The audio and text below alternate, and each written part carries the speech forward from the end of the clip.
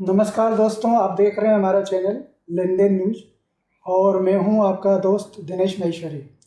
दोस्तों, आज हम आपको एशिया की सबसे बड़ी मंडी भामाशाह कृषि उपज मंडी, वहां के Kota grain and seeds merchant association के अध्यक्ष अविनाश जी राठी से मिलवा रहे हैं। अविनाश जी राठी का अध्यक्ष के रूप में ये चौथा कार्यकाल है और इसके पहले ये महामंत्री के रूप में रह चुके हैं और पिछले 8 सालों में लगातार मंडी की प्रोग्रेस के बारे में चिंतन कर रहे हैं, प्रयास कर रहे हैं।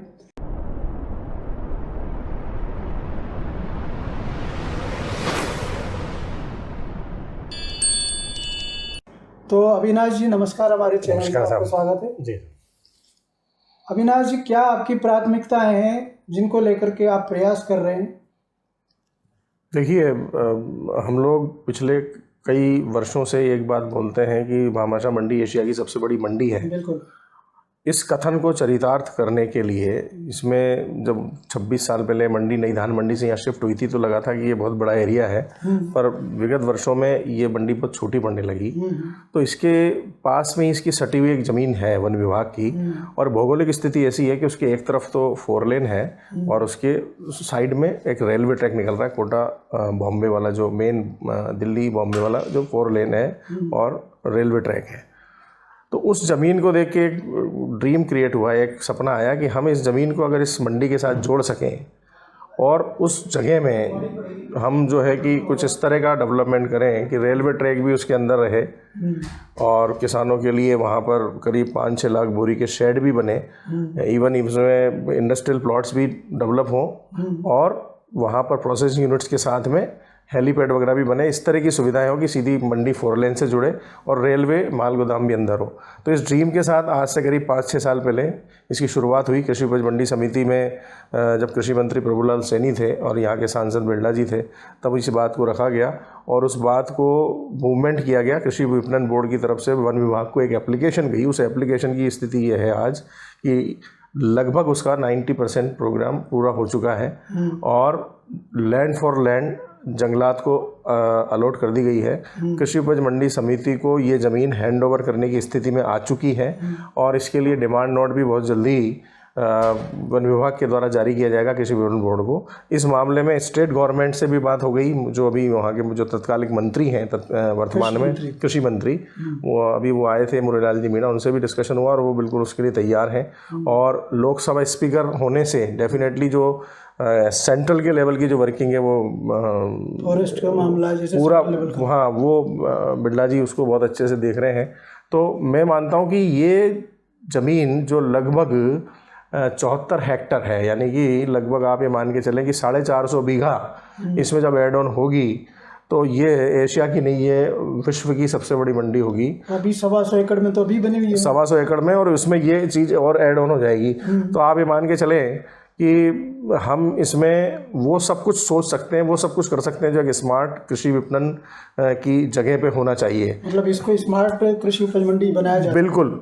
और देखिए, अभी सबसे बड़ी बात है कि किसानों को उनकी फसल का मैक्सिमम प्राइस मिले, उसके लिए खर्चे कम होना बहुत ज़रूरी है। ये हमारा जो बहुत इनिशियल जो फोकस है इसी बात पे था। तो रेलवे ट्रैक अगर मंडी के अंदर होता है तो आप ये मान के चलें कि प्रति कुंटल 50 रुपये कुंटल की बचत होने वाली है। जो 50 रुपये कुंटल, जो लाखों कुंटल जिन्स प्रतिदिन आता है, अगर ट्रांसपोर्टेशन का इतना रुपया बचता है तो उसका अपरोक्ष परोक्ष फ़ायदा निश्चित रूप से किसान को मिलने वाला है। दूसरा, जब ये मंडी अभी जो बनी हुई है, ये 26-30 साल पहले इसका प्लान हुआ था और अभी सिस्टम बहुत बदल गया है। पिछले 30 सालों में टेक्नोलॉजी भी बदली है, तरीके भी बदले हैं। पहले 3 टांग की घोड़ियाँ हुआ करती थी जिसमें माल तुलता था, अब इलेक्ट्रॉनिक कांटे आ गए हैं, वर्किंग बिल्कुल बदल चुकी है। तो निश्चित रूप से अब जो नया डेवलपमेंट होगा वो इस तरह से होगा कि सीधा सिस्टम से माल हो, लेबर का यूज़ कम से कम हो, ताकि किसानों का खर्चा बचे और उनको मैक्सिमम अपनी फसल का आउटपुट मिल सके। 6 लाख बोरी के यार्ड बनने से मौसम में उनको जो बारिशें अनएक्सपेक्टेड कई बार आ जाती हैं जिससे माल ख़राब होता है, भीगता है, उन सबसे उनको बचत होगी, चोरी चकारी बचेगी और एक बहुत बढ़िया एक कॉमर्शियल हब बनेगा पूरे देश का, जहाँ पर इतना हर तरह का कृषि जिन्स बिकने आएगा और मैक्सिमम रेट्स में बिकेगा। पूरे देश के लेवल भी मैं सोचता हूँ कि जब इतना बड़ा डेवलपमेंट होगा तो यहाँ पर आएंगे तो उसका भी बेनिफिट किसानों को मिलने वाला है। तो उसका एक फ़ायदा इस मंडी का पूरे शहर को भी होने वाला है दिनेश जी। अभी जो पूरा का पूरा माल यहाँ से भर के नॉर्थ में जाता है, जहाँ पर माल गोदाम है हमारा, और पूरा डेवलपमेंट हमारा इंडस्ट्रियल डेवलपमेंट साउथ में है कोटा के, तो वो सारी जो ट्रांसपोर्टेशन की प्रॉब्लम से पूरे शहर को रौंदते हुए ट्रक जाते थे, वो सारी चीज़ें बचेंगी। तो निश्चित रूप से स्मार्ट सिटी के रूप में कोटा के लिए एक बहुत बड़ी सौगात ये होने वाली है। तो ये एक ड्रीम है जो बहुत जल्दी पूरा होने वाला है, ऐसा मुझे लगता है। और हम लोग सब प्रयास रहते हैं, और आपसे भी निवेदन है, मीडिया से भी, कि आप भी इसको जो है इस तरह से रखें ताकि जल्दी से जल्दी कोई भी इसमें अवरोध हो तो वो दूर हो और ये काम हो। उसके अलावा एक पिछले 2 कार्यकाल से एक बहुत महती योजना दिमाग में थी डेवलपमेंट, बिजनेस डेवलपमेंट के साथ, जो मुख्य रूप से बता रहा हूँ आपको। ग्रेन मर्चेंट एसोसिएशन पिछले 70 सालों से समाज के हित में, समाज के हर पक्ष के हित में काम करती है। जो भी मौका मिलता है हम लोग सहायता के लिए तैयार रहते हैं। उस सहायता को एक व्यवस्थित रूप देने के लिए हमने ये प्लान किया है, जो कि पिछले 2 सालों से फलीभूत हुआ, और कोरोना के बाद से वो बिल्कुल मूर्त रूप में हमने उसको तब्दील कर दिया। नई धान मंडी एसोसिएशन भवन जो हमारा था, हमने उसको जमींदोज, एरोड्राम वाला, उसको हमने जमींदोज कर दिया है।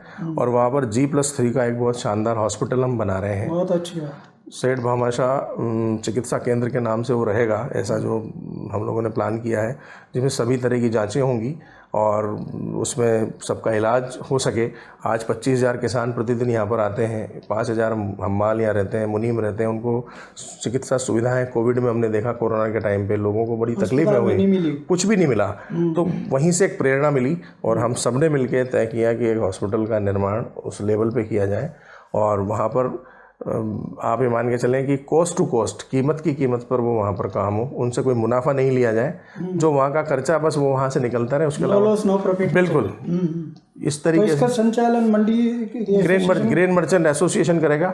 और हम लोग जैसे इसका निर्माण चालू हो रहा है, इसका नक्शा बन चुका है, बहुत जल्दी इसका निर्माण चालू हो रहा है, तो यहीं से हम कार्यकारिणी में से ही एक संचालन मंडल उसका तैयार करेंगे जो उसको चलाता रहेगा। तो ये हम लोगों की एक बहुत बड़ी योजना है। उसके अलावा श्रीनाथ सेवा परिसर में एक बड़ा ऑडिटोरियम बनाने का भी हम लोग, जन उपयोगी भवन बनाने का भी, श्रीनाथ सेवा परिसर में एक 13,000 मीटर का, 1,300 मीटर का एक प्लॉट है, तो वहाँ पर उसकी तैयारी चल रही है। इसके बाद फिर हम उस प्रोजेक्ट को लेने वाले हैं। इसके अलावा मैं ये मान के चलता हूँ कि इस मंडी की जो क्रेडिबिलिटी है, इस मंडी की जो विश्वसनीयता है, आज इस मंडी में 60,000 बोरी गेहूँ था आज के दिन। उस 60,000 बोरी में आप ये मान के चलें कि गेहूँ जैसी चीज़ मध्य प्रदेश से आके यहाँ बिक रही है, जो कि टोटल अराइवल का आज 30 से 35% माल था मध्य प्रदेश का। तो आज 300-400 किलोमीटर दूर से माल आता है। धान आता था, वो तो एक अलग चीज़ है, सोयाबीन, उड़द और वो सब आता था, पर गेहूँ भी देख रहे हैं हम, गेहूँ भी यहाँ, यानी कि किसान को पता है, मध्य प्रदेश के किसान को पता है कि यहाँ का विक्रेता और यहाँ का क्रेता इतना मजबूत है कि उसको दाम, उसको भाव और उसको रुपए सब में यहाँ पर उसको सुविधा मिलती है। तो भुगतान की क्या व्यवस्था रहती है? 15 दिन में देते हैं या किसान को कैश पेमेंट? किसान तो मालिक है और उसको हाथों हाथ उसका भुगतान होता है। कई बार तो वो एडवांस मांगता है तो उसको एडवांस उसके खाते में ट्रांसफर हो जाता है। वो तो फसल के आधार पर उसको बिल्कुल। तो किसान को पेमेंट का कोई कहीं किसी तरीके की बात नहीं, एडवांसेज जाते हैं और उसका जो माल आता है उसको इमीडिएट कैश पेमेंट होता है। इंटरनल धारा हमारा जो है व्यापारियों का लेन देन का, वो अपना 10 दिन का है जो चल ही रहा है। बाकी किसान अगर उन्नत रहेगा, समृद्ध रहेगा, किसान को अगर सुविधाएं मिलेंगी तो कोई भी किसी विपणन का APMC मार्केट यार्ड कभी भी डाउन नहीं हो सकता।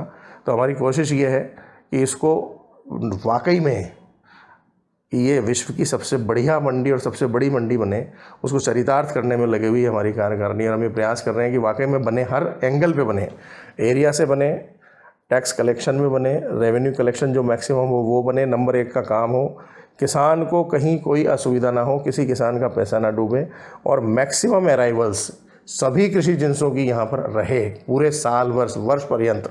कोई भी लेवाल कभी भी किसी भी टाइम पे आ जावे, उसको यहाँ पर माल की उपलब्धता सुनिश्चित हो, ऐसी हम व्यवस्थाओं में लगे हुए हैं। और मैं मान के चलता हूँ कि जो सोचा है अगर वो पूरा हो गया तो ये आप मान के चलें फलीभूत होगा। टेक्नोलॉजी की दृष्टि से भी आप उसको मॉडर्न बनाना चाह रहे हैं? बिल्कुल, जैसे तुलाई का जो सिस्टम है, ऑक्शन सिस्टम को हम इस तरह से करना चाह रहे हैं। आजकल आप ये मान के चलें कि बड़े कांटों का सिस्टम भी आ गया। अगर इस तरह का कोई सिस्टम बनता है तो ट्रॉलीज़ को हम डायरेक्ट ऑक्शन यार्ड में तुला सकते हैं, क्योंकि अभी गनी बैग्स की बहुत ज़्यादा मारामारी थी, गनी बैग्स बहुत ज़्यादा महंगे हो गए, तो कॉस्ट जितनी बढ़ती है उतना नुकसान किसान को होता है।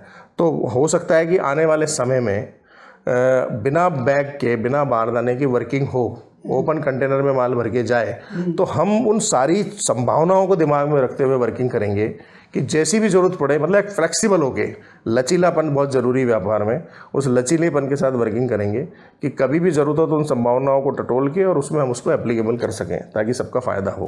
इस समय लहसुन का भाव काफ़ी नीचे चल रहा है जी, और उसके लिए आपकी एसोसिएशन क्या प्रयास कर रही है? किसान परेशान है। किसान को, हालांकि किसान को परेशान नहीं होना चाहिए। हमने किसान की परेशानी को देखते हुए, भावों की परेशानी को देखते हुए किसान को बोला है कि आप थोड़ा सा अभी रुक के इस माल को बेचें।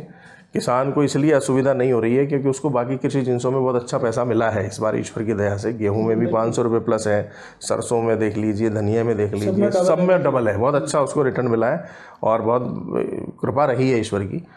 लहसुन के लिए हमने बात की है राजनीतिक रूप से और प्रशासनिक रूप से। जो अधिकारी बैठे हैं राजनीतिक, जो यहाँ पर कांग्रेस और बीजेपी के जो नेता हैं, अभी कृषि मंत्री भी आए थे, तब भी बात हुई थी कि इसमें जो इनकी बाजार हस्तक्षेप योजना है उसको लागू करके कुछ ना कुछ इस तरह से करें ताकि किसान उसमें लाभान्वित हों। तो हमारा प्रयास यही है कि हम उसको जो है कि हमारी तरफ से भी उसके सपोर्ट में खड़े होके और उसके लिए उसके समर्थन में खड़े होकर उसको मैक्सिमम भाव दिलाने का प्रयास करें। बाकी लहसुन की जो स्थिति ये है कि इसमें मैं ये मानता हूँ कि एक इंस्टेंट हम उसको बाजार हस्तक्षेप योजना से दिला भी देंगे, पर ये एक टेम्परेरी उपाय है। मैं पिछले 7 साल से 8 साल से ये प्रयास कर रहा हूँ और मैंने जितने भी स्पाइस बोर्ड के अधिकारी हैं या राजनीतिक रूप से, इवन लोकसभा स्पीकर साहब भी हैं, मैंने कहा है कि हमेशा कृषि एजेंसी जब तक उसका भंडारण नहीं होगा तब तक उसका भाव नहीं आएगा। बिल्कुल, किसान की मजबूरी है कि ये कच्चा कृषि जिनस है जिसको उसको इमीडिएट बेचना पड़ता है, इसको रख नहीं सकता और ये उसकी मजबूरी के कारण उसको बाजार भाव से बेचना पड़ता है। तो उस चीज़ से बचने का सबसे बढ़िया ये व्यवस्था, ये तकलीफें आगे भी आने वाली हैं, तो हमें वर्तमान में सोचना पड़ेगा कि इसका भंडारण कैसे हो। उसके लिए हम लोग प्रयासरत हैं, हम कोशिश कर रहे हैं। मैंने अभी संभागीय आयुक्त से भी बात की और भी बात की कि यहाँ पर लहसुन से संबंधित जितनी भी बड़ी इंडस्ट्रीज लग सकती हैं, क्योंकि कच्चा माल उपलब्ध है, तो लहसुन की इंडस्ट्री लगने के बाद यहाँ के खुद के लेवाल जब तैयार हो जाएंगे तो निश्चित रूप से उसका बेनिफिट किसानों को मिलेगा। तो वो प्रयास भी हम लोग कर रहे हैं कि हम में से ही कुछ 2-4 इंडस्ट्रीज लहसुन की बड़ी लगें। और मैं आपको ये बता दूं कि इसके लिए हमने प्लान भी किया है। मेरे ख्याल से जून में हम लोग एक बार गुजरात का दौरा करेंगे, वहाँ की इंडस्ट्रीज़ को देखेंगे और कोशिश करेंगे कि यहाँ पर आने वाले साल के अंदर 1-2 इंडस्ट्रीज़ बड़ी इसमें लगें ताकि ये माल भी हम खुद खरीद सकें। धन्यवाद अविनाश जी, आपने बहुत ही अच्छी जानकारी हमारे दर्शकों को दी। जी दोस्तों, अगर आपको ये वीडियो पसंद आया हो तो लाइक कीजिए, शेयर कीजिए, साथ ही हमारे चैनल को सब्सक्राइब कीजिए। धन्यवाद। नमस्कार।